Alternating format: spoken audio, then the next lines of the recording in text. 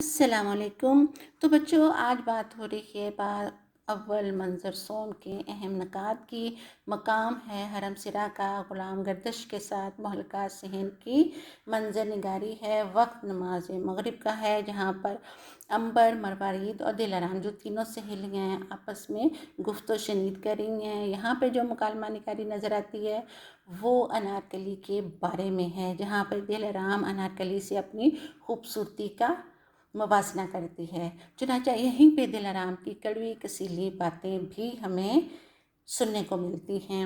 اور دوسری طرف ہم دیتے ہیں کہ سریا کا انارکلی کو دلاسا دینا اور یہ کہنا کہ آپ باغ میں آئیں، اپنی کھلی فضا میں چہل قدمی کریں اور اپنے دل کو حوصلہ دیں۔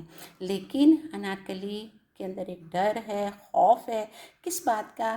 وہ کہہ رہی ہے کہ میں کنیز ہوں، میں چاہے جانے کے قابل نہیں ہوں، جبکہ دوسری طرف دلارام اس کی مسلسل جاسوسی کرتی ہے، اور جاسوسی کرتے ہوئے وہ کھل کر یہاں پر ایک اظہار کرتی ہے انارکلی سے کہ دیکھو انارکلی، تو میری رقیب نہیں، میں تیری حریف نہیں، میں تیری حریف نہیں، یہ ستاروں کے کھیل ہیں۔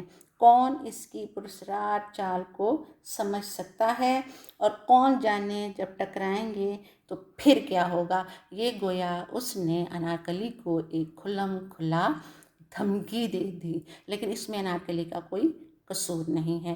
تو یہ ہیں باب اول منظر سوم کے اہم نکات۔